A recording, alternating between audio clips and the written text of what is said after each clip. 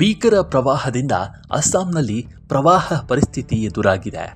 16 ಜಿಲ್ಲೆಗಳಲ್ಲಿ ಕನಿಷ್ಠ 21 ಜನರು ಸಾವನ್ನಪ್ಪಿದ್ದಾರೆ ಮತ್ತು 5,64,000ಕ್ಕೂ ಹೆಚ್ಚು ಜನ ಬಾಧಿತರಾಗಿದ್ದಾರೆ ಅಂತ ವರದಿ ಆಗಿದೆ.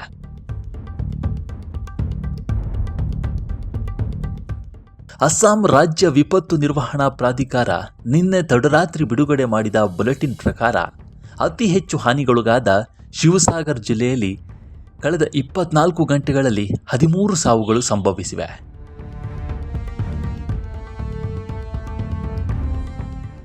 ಚರೈಡಿಯೋದಲ್ಲಿ 5, ಗೋಲಾಘಾಟ್ನಲ್ಲಿ 2 ಮತ್ತು ಜೋರ್ಹತ್ನಲ್ಲಿ 1 ಸಾವು ಸಂಭವಿಸಿದೆ.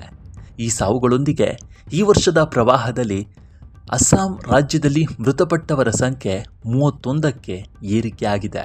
ಅಸ್ಸಾಂ ಮುಖ್ಯಮಂತ್ರಿ ಹೇಮಂತ್ ಬಿಸ್ವಾ ಶರ್ಮಾ ಬುಧವಾರದಿಂದ ಅತಿ ಹೆಚ್ಚು ಹಾನಿಗೊಳಗಾದ ಜಿಲ್ಲೆಗಳಿಗೆ ಭೇಟಿ ನೀಡಿ ಪರಿಹಾರ ಮತ್ತು ರಕ್ಷಣಾ ಕಾರ್ಯಾಚರಣೆಗಳನ್ನು ಪರಿಶೀಲಿಸಲಿದ್ದಾರೆ.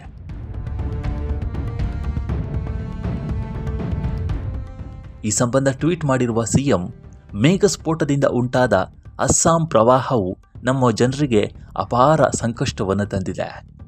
ಚರೈಡ್ಯೂ, ನಜೀರಾ, ಶಿವಸಾಗರ್, ಸೋನಾರಿ, ಜೋರ್ಹತ್ ಮತ್ತು ಟ್ಯೋಕ್ನಲ್ಲಿನ ಪ್ರವಾಹ ಪೀಡಿತ ಪ್ರದೇಶಗಳು ಮತ್ತು ಪರಿಹಾರ ಕಾರ್ಯಾಚರಣೆಗಳನ್ನು ಪರಿಶೀಲಿಸಲು ಪರಿಹಾರ ಶಿಬಿರಗಳಿಗೆ ಭೇಟಿ ನೀಡುತ್ತೇನೆ ಅಂತ ಪೋಸ್ಟ್ನಲ್ಲಿ ತಿಳಿಸಿದ್ದಾರೆ.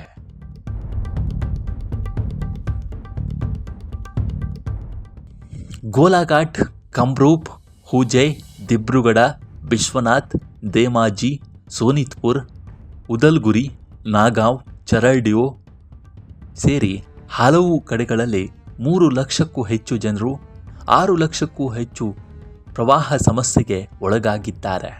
44 ಕಂದಾಯ ವೃತ್ತಗಳಲ್ಲಿ 872 ಗ್ರಾಮಗಳು ಜಲಾವೃತಗೊಂಡಿದೆ ಅಂತ ಬುಲೆಟಿನ್ ತಿಳಿಸಿದೆ.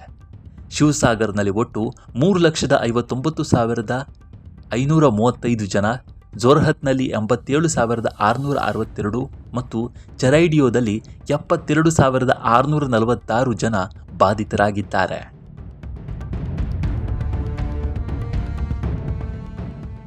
ಜನರಿಗೆ ಆಶ್ರಯ ಮತ್ತು 202 ಪರಿಹಾರ ವಿತರಣಾ ಕೇಂದ್ರಗಳು ಪ್ರಸ್ತುತ ಕಾರ್ಯನಿರ್ವಹಿಸುತ್ತಿದೆ ಅಂತ ಬುಲೆಟಿನ್ನಲ್ಲಿ ತಿಳಿಸಲಾಗಿದೆ. ಶಿವಸಾಗರ್ ಜಿಲ್ಲೆಯ ಪಟ್ಟಣ ಮತ್ತು ನಂಗ್ಲಮುರಘಾಟ್ನಲ್ಲಿ ಡಿಕೌ ಮತ್ತು ದಿಸಾಂಗ್ ನದಿಗಳು ಅತ್ಯಧಿಕ ಪ್ರವಾಹ ಮಟ್ಟಕ್ಕಿಂತ ಹೆಚ್ಚು ಹರಿಯುತ್ತಿದ್ದವು.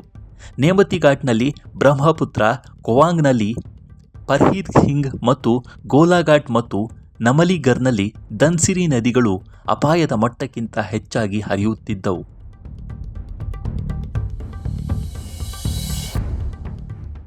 ವಾಯುಪಡೆ, ರಾಷ್ಟ್ರೀಯ ವಿಪತ್ತು ನಿರ್ವಹಣಾ ಪಡೆ, SDRF ಮತ್ತು ಅಗ್ನಿಶಾಮಕ ಮತ್ತು ತುರ್ತು ಸೇವೆಗಳು ಸೇರಿದಂತೆ ಹಲವಾರು ಸಂಸ್ಥೆಗಳು ಪರಿಹಾರ ಮತ್ತು ರಕ್ಷಣಾ ಕಾರ್ಯಾಚರಣೆಯನ್ನು ನಡೆಸುತ್ತಿವೆ ಅಂತ ಅಧಿಕಾರಿಗಳು ತಿಳಿಸಿದ್ದಾರೆ.